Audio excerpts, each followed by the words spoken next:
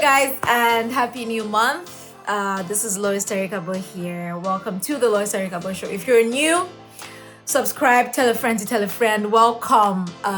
Turn on your post notifications. I share little things here and there.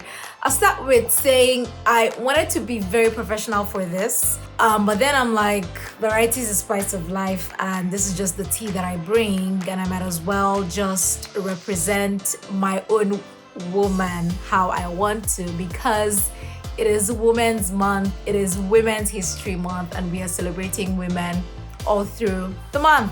So the theme for this year's Women's Month is women advocating for equity, diversity, and inclusion. And I believe we all have a role to play, from the markets to the schools to the offices. You know, it's the little things in the marketplace, like correcting a customer's mindset. It's the little thing of speaking to a female child with love and maybe guiding her properly. It's, you know, in the little things we do when you're sitting on the board, like in an office, and you know that a woman is meant to be given a position, and they're trying to downplay that based on judgments from feminine character, quote unquote, or whatever reason, and you insist that this woman has to be hired because she is the right person for the job.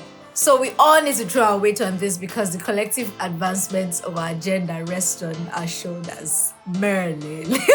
Myth and a time of magic. The destiny of a great kingdom rests on the shoulders of a young boy.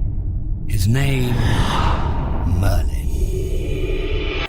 Okay, I said I was gonna be serious and try to be professional. So here's me giving a shout out to the girl child, to the single Pringle. I'm representing you people in the flesh. To the married, the happily married or happily married, to the divorced woman, to the broken woman, to the woman that has gone through trauma, abuse. You know, we need to show more kindness within our gender.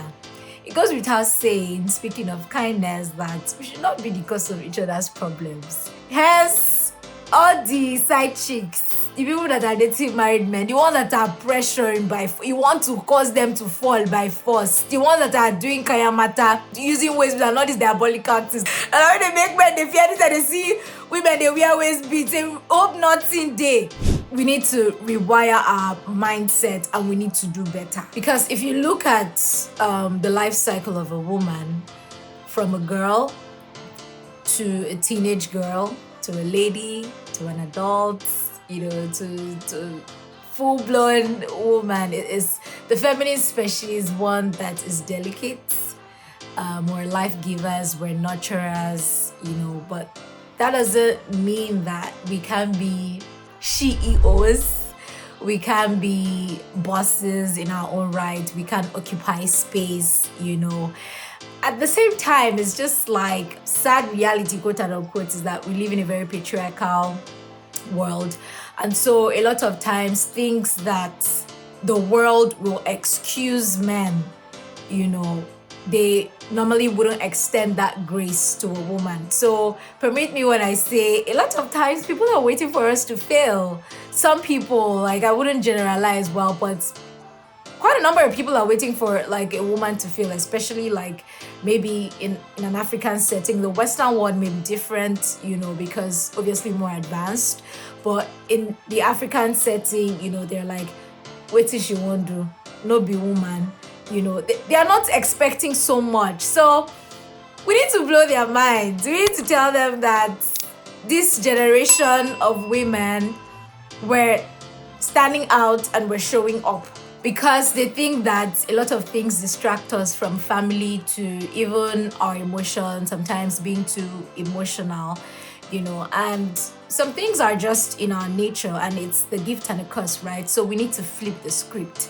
We need to let them know that we can lead with empathy and we can lead with precision from the front by using our nurturing abilities to turn things around and make well-informed decisions that will bring a healthy balance to society. That being said, we definitely still have a lot of work to do.